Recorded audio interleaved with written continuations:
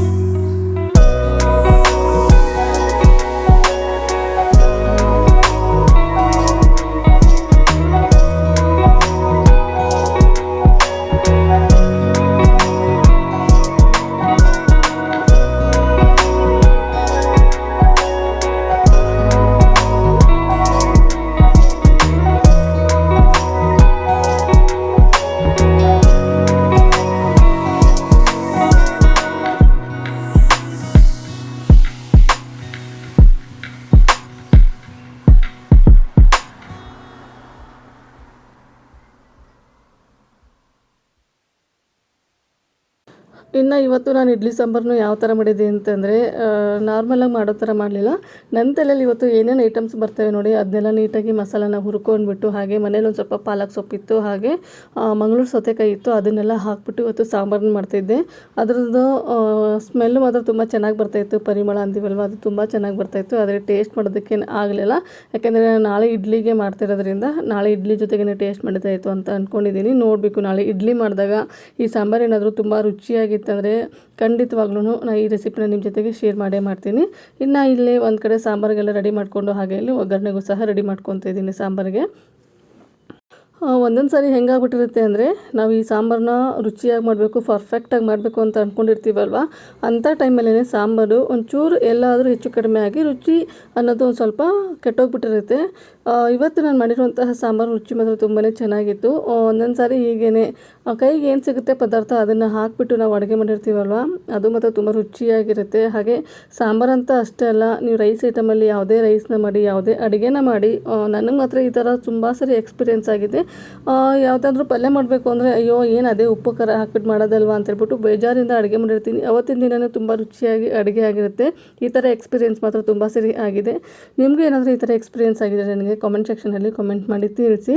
ಹಾಗೆ ಇನ್ನು ಇಲ್ಲಿ ಸಾಂಬಾರಿಗೆಲ್ಲ ಒಗ್ಗರಣೆ ಹಾಕಿ ಅದನ್ನು ಸಹ ಇಲ್ಲಿ ಕುದಿಯೋದಕ್ಕೆ ಬಿಟ್ಬಿಟ್ಟೆ. ಹಾಗೆ ಇವತ್ತು ನೈಟ್ ಊಟಕ್ಕೆ ಅಂತ ಎಗ್ ಪಲಾವ್ ಮಾಡೋಣ ಅಂತ ಅಂದ್ಕೊಂಡು ಮೊಟ್ಟೆನೂ ಸಹ ಇಲ್ಲಿ ಒಂದು ಸೈಡು ಬೇಯಿಸೋದಕ್ಕೆ ಇಟ್ಕೊತಾ ಇದ್ದೀನಿ.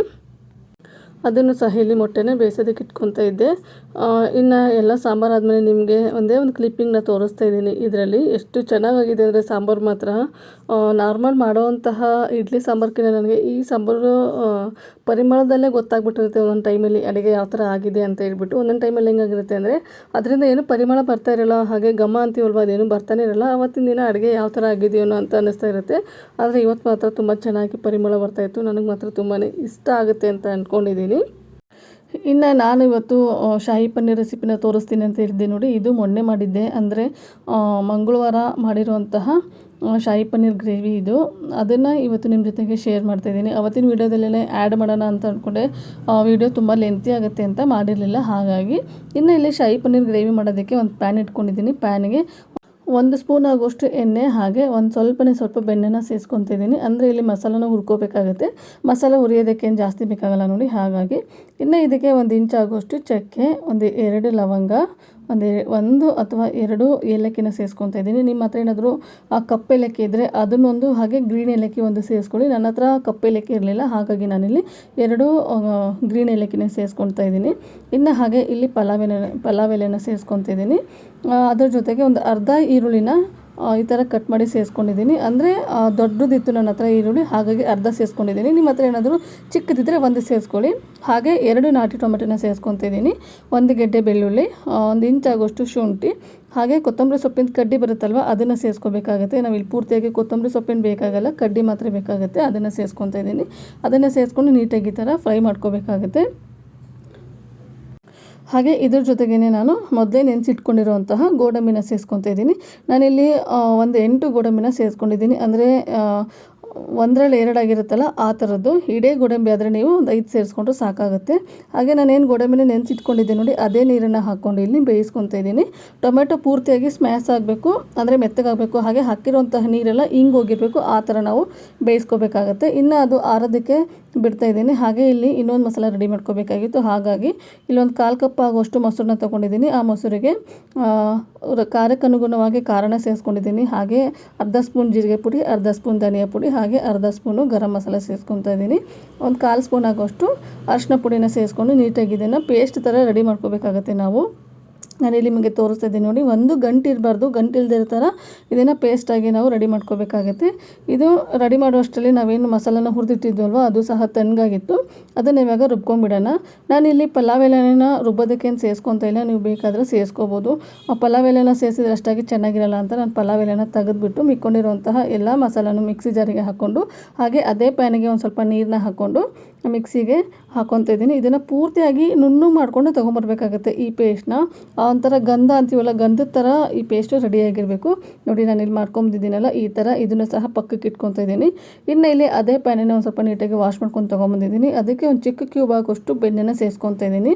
ಬೆಣ್ಣೆ ಸೇರಿಸ್ಕೊಂಡು ಇಲ್ಲಿ 100 ಗ್ರಾಮ್ ಪನ್ನೀರನ್ನ ತೊಗೊಂಡಿದ್ದೀನಿ ನಾನು.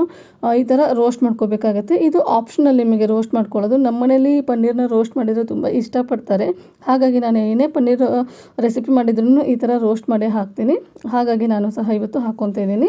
ಇನ್ನು ಇದನ್ನು ಒಂದು 5ರಿಂದ 10 ನಿಮಿಷ ರೋಸ್ಟ್ ಮಾಡಿಕೊಂಡ್ರೆ ಸಾಕಾಗುತ್ತೆ. ಹಾಗೆ ಅದ್ರ ಜೊತೆಗೆ ಸ್ವಲ್ಪ ರುಚಿಗೆ ತಕ್ಕಷ್ಟು ಉಪ್ಪು, ಹಾಗೆ ಅರಿಶಿನ ಪುಡಿನ ಹಾಕ್ಕೊತಾ ಇದ್ದೀನಿ. ಅಂದರೆ ಇವಾಗಲೇ ನಾವು ಉಪ್ಪು ಹಾಕ್ಬಿಟ್ರೆ ನೀಟಾಗಿ ಪನ್ನೀರಿಗೂ ಸಹ ಉಪ್ಪು ಇಟ್ಕೊಳ್ಳುತ್ತೆ. ಹಾಗಾಗಿ ಇನ್ನು ಅದೆರಡನ್ನೂ ಹಾಕ್ಕೊಂಡು ನೀಟಾಗಿ ಮಿಕ್ಸ್ ಮಾಡಿಕೊಂಡು ಒಂದು ನಿಮಿಷ ಅಥವಾ 2 ನಿಮಿಷ ಫ್ರೈ ಮಾಡಿಕೊಂಡ್ರೆ ಸಾಕಾಗುತ್ತೆ. ಇನ್ನು ಇದು ನೀಟಾಗಿ ಫ್ರೈ ಆಗಿದೆ. ಇದನ್ನು ಬೇರೆ ತಟ್ಟೆಗೆ ಟ್ರಾನ್ಸ್ಫರ್ ಮಾಡ್ತೀನಿ. ಇನ್ನು ಮತ್ತೆ ಅದೇ ಪ್ಯಾನ್ ಇಟ್ಕೊಂಡಿದ್ದೀನಿ. ನಾನಿಲ್ಲಿ ಮತ್ತೆ ಪ್ಯಾನ್ನ ವಾಶ್ ಮಾಡೋದಕ್ಕೆ ಏನು ಹೋಗಲಿಲ್ಲ, ಯಾಕಂದರೆ ಬೆಣ್ಣೆ ಹಾಕಿದ್ವಲ್ವ.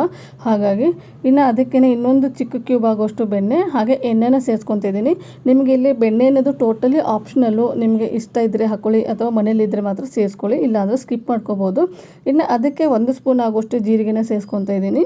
ಇನ್ನು ಇಲ್ಲಿ ಚಿಕ್ಕದಾಗಿ ಕಟ್ ಮಾಡ್ಕೊಂಡಿರುವಂತಹ ಅರ್ಧ ಈರುಳ್ಳಿನ ಸೇರಿಸ್ಕೊತಾ ಇದ್ದೀನಿ. ಇದನ್ನು ಸೇರಿಸ್ಕೊಂಡು ನೀಟಾಗಿ ಒಂದ್ಸರಿ ಫ್ರೈ ಮಾಡ್ಕೊಳ್ಳಿ. ಅದಾದ ನಂತರ ನಾವೇನಿಲ್ಲಿ ಮೊಸರದಿಂದ ಬ್ಯಾಟ್ರ್ ಮಾಡಿ ಇಟ್ಕೊಂಡಿದ್ವಿ ನೋಡಿ, ಈ ಮಸಾಲೆ ಪುಡಿ ಎಲ್ಲ ಹಾಕ್ಕೊಂಡು ಅದನ್ನು ಸೇರಿಸ್ಕೊತಾ ಇದ್ದೀನಿ. ಅದನ್ನು ಸೇರಿಸ್ಕೊಂಡು ನೀಟಾಗಿ ಕೈ ಬಿಡ್ದೇ ಒಂದು ಸ್ವಲ್ಪ ಮಿಕ್ಸ್ ಮಾಡ್ಕೊಳ್ಳಿ. ಐ ಫ್ಲೇಮಲ್ಲಿ ಮಿಕ್ಸ್ ಮಾಡ್ಕೋಬೇಕಾಗುತ್ತೆ. ಯಾಕಂದರೆ ಮೊಸರನ್ನ ನಾವು ಲೋ ಫ್ಲೇಮಲ್ಲಿ ಹಾಕಿ ಥರ ಮಿಕ್ಸ್ ಮಾಡ್ತಾಯಿದ್ರೆ ಒಡೆದೋಗುವಂತಹ ಚಾನ್ಸಸ್ ಇರುತ್ತೆ. ಹಾಗಾಗಿ ಇನ್ನು ಇದನ್ನು ಹೈ ಫ್ಲೇಮಲ್ಲಿ ನೀಟಾಗಿ ಮಿಕ್ಸ್ ಮಾಡಿಕೊಂಡು ಬೇಯಿಸ್ಕೋಬೇಕಾಗುತ್ತೆ. ಅದರಲ್ಲಿರುವಂತಹ ಎಣ್ಣೆ ಅಂಶ ಎಲ್ಲ ನಮಗೆ ಈಚೆ ಕಾಣಬೇಕು, ಆ ಥರ ನಾವು ಇದನ್ನು ಫ್ರೈ ಮಾಡ್ಕೋಬೇಕಾಗುತ್ತೆ. ನಾನು ನಿಮಗೆ ತೋರಿಸ್ತಾ ಇದ್ದೀನಿ ನೋಡಿ, ಸೈಡಲ್ಲಿ ಈ ಥರ ಫ್ರೈ ಆಗಬೇಕು. ನಾವು ಈ ಥರ ಫ್ರೈ ಮಾಡಿದ್ರೇ ನಾವು ಮಾಡುವಂತಹ ಗ್ರೇವಿ ತುಂಬ ರುಚಿಯಾಗಿ ಬರೋದು. ಹಾಗಾಗಿ ಇನ್ನು ಇದು ಫ್ರೈ ಆದ ನಂತರ ನಾವೇನು ರುಬ್ಬಿಟ್ಕೊಂಡಿದ್ವಲ್ಲ ಪೇಸ್ಟು, ಅದನ್ನು ಸಹ ಇವಾಗ ಸೇರಿಸ್ಕೊತಾ ಇದ್ದೀನಿ. ಇದನ್ನು ಸೇರಿಸ್ಕೊಂಡು ನೀಟಾಗಿ ಮಿಕ್ಸ್ ಮಾಡಿಕೊಂಡು ಬೇಯಿಸ್ಕೊತಾ ಇದ್ದೀನಿ. ಇಲ್ಲಿ ನಾವು ಮಸಾಲೆನ ಆಲ್ರೆಡಿ ಫ್ರೈ ಮಾಡಿರೋದ್ರಿಂದ ಜಾಸ್ತಿ ಹೊತ್ತೇನು ಕುದಿಸೋವಂತಹ ಅವಶ್ಯಕತೆ ಏನಿರಲ್ಲ, ಒಂದು ಕುದಿ ಬರಬೇಕಾಗತ್ತೆ ಅಷ್ಟೇ. ಇನ್ನು ಇದಕ್ಕೆ ನೀರನ್ನ ಸೇರಿಸ್ಕೊತಾ ಇದ್ದೀನಿ. ಅಂದರೆ ನಾವೇನು ಮಿಕ್ಸಿ ರುಬ್ಬಿದ್ವಲ್ಲ ಅದೇ ಜಾರಿಗೆ ನೀರನ್ನ ಹಾಕ್ಕೊಂಡು ಸೇರಿಸ್ಕೊತಾ ಇದ್ದೀನಿ. ನೀವು ನೀರು ನೋಡಿ ನಿಮಗೆ ಗ್ರೇವಿ ಜಾಸ್ತಿ ಬೇಕು ಅಂದರೆ ಜಾಸ್ತಿನೂ ಸಹ ಸೇರಿಸ್ಕೋಬೋದು, ಇಲ್ಲ ಕಡಿಮೆ ಬೇಕು ನಮಗೆ ಮೀಡಿಯಮ್ ಆಗಂದರೆ ಮೀಡಿಯಮ್ಗೂ ಸಹ ಸೇರಿಸ್ಕೋಬೋದು. ನಮ್ಮ ಮನೇಲಿ ಸ್ವಲ್ಪ ಗ್ರೇವಿ ತುಂಬಾ ಇಷ್ಟಪಡ್ತಾರೆ, ಹಾಗಾಗಿ ನಾನಿಲ್ಲಿ ಜಾಸ್ತಿನೇ ಸೇರಿಸ್ಕೊಂಡಿದ್ದೀನಿ. ಇನ್ನು ಇದಕ್ಕೆ ರುಚಿಗೆ ತಕ್ಕಷ್ಟು ಉಪ್ಪನ್ನ ಸೇರಿಸ್ಕೊತಾ ಇದ್ದೀನಿ. ಉಪ್ಪನ್ನ ಸೇರಿಸ್ಕೊಂಡು ಒಂದು ಕುದಿ ಬರೋದಕ್ಕೆ ಬಿಟ್ಬಿಡ್ಬೇಕಾಗತ್ತೆ. ಇವಾಗ ನೋಡ್ತಾ ಇರ್ಬೋದು ನೀವು, ಇಲ್ಲಿ ಒಂದು ಕುದಿ ಬಂದಿದೆ. ಒಂದು ಕುದಿ ಬಂದಮೇಲೆ ನಾವೇನು ರೋಸ್ಟ್ ಮಾಡಿ ಇಟ್ಕೊಂಡಿದ್ವಲ್ಲ ಪನ್ನೀರು, ಅದನ್ನು ಸೇರಿಸ್ಕೊತಾ ಇದ್ದೀನಿ. ಅದನ್ನು ಸೇರಿಸ್ಕೊಂಡು ನೀಟಾಗಿ ಮಿಕ್ಸ್ ಮಾಡಿ ಒಂದು 5 ನಿಮಿಷ ಕುದಿಸ್ಕೋಬೇಕಾಗತ್ತೆ. ಯಾಕಂದರೆ ಇದಕ್ಕೆ ಉಪ್ಪು ಖಾರ ಅದೆಲ್ಲ ಹಿಡ್ಕೋಬೇಕು ನೋಡಿ. ಹಾಗಾಗಿ ಒಂದು 5 ನಿಮಿಷ ಇದನ್ನು ಕುದಿಸ್ಕೊಂಡ ನಂತರ ಇದಕ್ಕೆ ಒಂದು 3-4 ಸ್ಪೂನ್ ಆಗೋಷ್ಟು ಫ್ರೆಶ್ ಕ್ರೀಮ್ನ ಹಾಕ್ಕೋಬೇಕಾಗತ್ತೆ. ನಿಮ್ಮ ಹತ್ರ ಏನಾದರೂ ಫ್ರೆಶ್ ಕ್ರೀಮ್ ಇಲ್ಲ ಅಂದರೆ ಹಾಲಿನ ಕೆನೆ ಇರುತ್ತಲ್ವ, ಹಾಲಿನ ಕೆನೆನೂ ಸೇರಿಸ್ಕೋಬೋದು, ಅದು ಸಹ ಸೇಮ್ ಟೇಸ್ಟೇ ಕೊಡುತ್ತೆ. ಇನ್ನು ಫ್ರೆಶ್ ಕ್ರೀಮ್ನು ಸಹ ಸೇರಿಸ್ಕೊಂಡು ನೀಟಾಗಿ ಇದನ್ನು ಮಿಕ್ಸ್ ಮಾಡ್ಕೊತಾ ಇದ್ದೀನಿ. ಇನ್ನು ಲಾಸ್ಟಲ್ಲಿ ಇದಕ್ಕೆ ರೋಸ್ಟೆಡ್ ಕಸ್ತೂರಿ ಮೆಂತಿನ ಹಾಕೊಂಡ್ಬಿಟ್ರೆ ರೆಡಿ ಆಯಿತು ನೋಡಿ, ಸಖತ್ ಟೇಸ್ಟಿಯಾಗಿರುವಂತಹ ಶಾಹಿ ಪನ್ನೀರ್ ಗ್ರೇವಿ. ನಾನಿವತ್ತು ಚಪಾತಿ ಮಾಡಿದ್ದೆ, ಅಂದರೆ ಮೊನ್ನೆ ಚಪಾತಿ ಮಾಡಿದ್ದೆ. ಚಪಾತಿ ಜೊತೆಗೆ ಸೂಪರ್ ಕಾಂಬಿನೇಷನ್ ಆಗಿರುತ್ತೆ. ಹಾಗಾಗಿ ಚಪಾತಿ ಜೊತೆಗೆ ಈ ಗ್ರೇವಿನ ಮಾಡಿದ್ದೀನಿ. ನೀವು ಚಪಾತಿ ಅಲ್ಲದೇನೆ ಪರೋಟ ಹಾಗೆ ದೋಸೆಗೂ ಸಹ ತುಂಬ ಚೆನ್ನಾಗಿರುತ್ತೆ ಇದು. ಇದ್ರ ಜೊತೆಗೆ ಒಂದು ಸ್ವಲ್ಪ ಈರುಳ್ಳಿ ಹಾಗೆ ಲೆಮನ್ನ ಸರ್ವ್ ಮಾಡಿದ್ದೀನಿ, ಸೂಪರ್ ಆಗಿರುತ್ತೆ. ಇನ್ನು ಇವತ್ತು ನಾನು ಜ್ಯೂಸ್ನ ಮಾಡಿದ್ದೆ. ಅಂದರೆ ನಮ್ಮಮ್ಮ ಬಂದಿದ್ರು ಅಂತ ಹೇಳಿದೆ ಅಲ್ವಾ, ನಮ್ಮ ಮನೆಗೂ ಸಹ ಬಂದಿದ್ದರು. ಅವರು ಬಂದಿರೋದು ಮಧ್ಯಾಹ್ನ ಆಗಿತ್ತು. ಇನ್ನು ಮಧ್ಯಾಹ್ನ ಟೀ ಏನು ಮಾಡಿಕೊಡೋದು ಅಂತ ಹೇಳ್ಬಿಟ್ಟು ಮನೆಯಲ್ಲಿ ಡ್ರ್ಯಾಗನ್ ಫ್ರೂಟು ಹಾಗೆ ಬಾಳೆಹಣ್ಣು ಇತ್ತು, ಅದರಿಂದ ನಾನೇ ಜ್ಯೂಸ್ ಮಾಡೋಣ ಅಂತ ಅಂದ್ಕೊಂಡೆ. 3 ದಿನ ಆಗಿತ್ತು ನನ್ನ ಮನೇಲಿ ನನ್ನ ಮಕ್ಕಳು ಮಾಡಿಕೊಡಮ್ಮ ಅಂತ ಇದ್ದರು, ಮಾಡಿಕೊಟ್ಟಿರಲಿಲ್ಲ. ಹೇಗಿದ್ರು ನಿನ್ನೆ ನನ್ನ ಮಕ್ಕಳಿಗೂ ಸಹ ಹಾಫ್ ಡೇ ಇತ್ತು, ಅವರು ಸಹ ಮನೇಲಿ ಬಿಸಿಲಿಂದ ಬಂದಿದ್ರಲ್ವ, ಎಲ್ಲರೂ ಮಾಡ್ಕೊಂಡು ಕುಡಿದ್ರೆ ಆಯಿತು ಅಂತ ಇವತ್ತು ಈ ಜ್ಯೂಸ್ನ ಮಾಡ್ತಾಯಿದ್ದೀನಿ. ಹಾಗೆ ಇಲ್ಲಿ ನಾನು ಡ್ರ್ಯಾಗನ್ ಫ್ರೂಟು ಹಾಗೆ ಬಾಳೆಹಣ್ಣನ್ನು ಈ ಥರ ನೀಟಾಗಿ ಕಟ್ ಮಾಡಿ ಇಟ್ಕೊಂಡಿದ್ದೀನಿ. ನಾನು ತೊಗೊಂಡಿರುವಂತಹ ಡ್ರ್ಯಾಗನ್ ಫ್ರೂಟು ವೈಟ್ ಆಗಿತ್ತು, ಪಿಂಕಿಶ್ ಆಗಿರಲಿಲ್ಲ. ಹಾಗಾಗಿ ನಾನು ಇವತ್ತು ಏನು ಮಾಡಿದೆ ಅಂದರೆ ಮನೇಲಿ ಬೀಟ್ರೂಟ್ ಇತ್ತು, ಬೀಟ್ರೂಟ್ನ ಸ್ವಲ್ಪ ಕುದಿಸ್ಕೊಂಡು ಇದ್ರ ಜೊತೆಗೆ ಆ್ಯಡ್ ಮಾಡ್ತಾಯಿದ್ದೀನಿ. ಫಸ್ಟಿಗೆ ಇಲ್ಲೊಂದು ಮಿಕ್ಸಿ ಜಾರಿಗೆ ಬೀಟ್ರೂಟು ಹಾಗೆ ಡ್ರ್ಯಾಗನ್ ಫ್ರೂಟು ಬಾಳೆಹಣ್ಣನ್ನು ಸೇರಿಸ್ಕೊಂಡು 1-2 ಸ್ಪೂನ್ ಆಗೋಷ್ಟು ಸಕ್ಕರೆನ ಹಾಕ್ಕೊಂಡಿದ್ದೀನಿ. ಹಾಗೆ ಗ್ರೈಂಡ್ ಮಾಡೋದಕ್ಕೆ ಹಾಲನ್ನ ಸೇರಿಸ್ಕೊತಾ ಇದ್ದೀನಿ. ನಾನಿಲ್ಲಿ ಹಾಲನ್ನ ಸೇರಿಸ್ಕೊಂಡು ಗ್ರೈಂಡ್ ಮಾಡ್ಕೊಂಡು ತೊಗೊಂಡು ಬಂದುಬಿಟ್ರೆ ರೆಡಿ ಆಗೇ ಹೋಯಿತು ನೋಡಿ, dragon fruit milkshake super ಆಗಿರುತ್ತೆ. ಹಾಗೆ ನೀವು ನೋಡ್ತಾ ಇರ್ಬೋದು ಇಲ್ಲಿ ಬೀಟ್ರೂಟ್ ಹಾಕಿರೋದ್ರಿಂದ ಕಲರ್ ಯಾವ ಥರ ಆಗಿದೆ ಅಂತ ಹೇಳ್ಬಿಟ್ಟು. ಈ ನ್ಯಾಚುರಲ್ ಕಲರ್ ಬರುತ್ತೆ ನೋಡಿ ಡ್ರ್ಯಾಗನ್ ಫ್ರೂಟಲ್ಲಿ, ಪಿಂಕ್ ಕಲರ್ ಅದೇ ಥರನೇ ಕಾಣ್ತಾ ಇತ್ತು. ನನಗೆ ಮಾತ್ರ ತುಂಬಾ ಇಷ್ಟ ಆಯಿತು. ನೀವಿಲ್ಲಿ ಸಕ್ಕರೆ ಬದಲಾಗಿ ಬೆಲ್ಲನೂ ಸಹ ಹಾಕ್ಕೋಬೋದು. ನಾನು ನನಗಂತ ಬೆಲ್ಲನ ಹಾಕ್ಕೊಂಡಿದ್ದೆ, ಇದು ನಮ್ಮ ಅಮ್ಮಂಗೆ ಮಕ್ಕಳಿಗೆ ಮಾಡ್ಕೊಡ್ತಾ ಇದ್ದೆ ಅಂತ ಹೇಳ್ಬಿಟ್ಟು ಇಲ್ಲಿ ಸಕ್ಕರೆನ ಹಾಕಿದ್ದೀನಿ ಅವನಿಗೆ. ಬಿಸಿಲಲ್ಲಿ ಬಂದಾಗ ಈ ಥರ ತಣ್ಣಗಾಗಿರೋಂತಹದ್ದು ಏನಾದರೂ ಜ್ಯೂಸ್ ಕುಡಿದ್ರೆ ತುಂಬಾ ರುಚಿಯಾಗಿಯೂ ಸಹ ಇರುತ್ತೆ, ಹೆಲ್ತಿಗೂ ಸಹ ತುಂಬ ಒಳ್ಳೆಯದು. ನೀವು ಸಹ ಮನೇಲಿ ಮಕ್ಕಳಿದ್ದಾಗ ಈ ಥರ ಜ್ಯೂಸನ್ನ ಮಾಡಿಕೊಡಿ. ಇನ್ನು ಹೆಲ್ತಿಗೆ ಮಾತ್ರ ತುಂಬಾ ಒಳ್ಳೆಯದು ಈ ಜ್ಯೂಸು. ಯಾಕಂದರೆ ಡ್ರ್ಯಾಗನ್ ಫ್ರೂಟು, ಬಾಳೆಹಣ್ಣು ಹಾಗೆ ಹಾಲು ಅದೆಲ್ಲ ಹಾಕಿರ್ತೀವಿ. ನೀವು ಬೇಡ ಅಂದರೆ ಬೆಲ್ಲನೂ ಸಹ ಹಾಕ್ಕೊಂಡು ಟೇಸ್ಟ್ ಮಾಡಿ. ಬೆಲ್ಲ ಹಾಕಿರುವಂತಹ ಜ್ಯೂಸ್ ಮಾತ್ರ ತುಂಬಾ ರುಚಿಯಾಗಿತ್ತು. ನನಗೆ ಮಾತ್ರ ನಾನು ಮಾಡ್ಕೊಂಡಿದ್ದೆ, ಮಕ್ಕಳಿಗೆ ಅಷ್ಟಾಗಿ ಇಷ್ಟ ಆಗುತ್ತೆ ಇಲ್ವಾ ಅಂತ ಹೇಳ್ಬಿಟ್ಟು ನಾನು ಅವರಿಗೇನು ಹಾಕ್ಕೊಡೋದಕ್ಕೆ ಹೋಗಲಿಲ್ಲ. ನಮ್ಮಮ್ಮ ಹತ್ರ ಕೇಳ್ತಾನೆ ಇದ್ರು, ಎದರಿಂದ ಮಾಡಿದ್ದೆ, ಎಷ್ಟು ಘಮ ಘಮ ಅಂತ ಇದು ಜ್ಯೂಸು ಅಂತ ಕೇಳ್ತಾಯಿದ್ರು. ಬಿಸಿಲಲ್ಲಿ ಬೇರೆ ಬಂದಿದ್ರಲ್ವ, ಅವ್ರಿಗೆ ಹೊಟ್ಟೆ ತಣ್ಣಗಾಯ್ತು ನೋಡು ಅಂತ ಹೇಳ್ತಾಯಿದ್ರು ನಮ್ಮಮ್ಮ.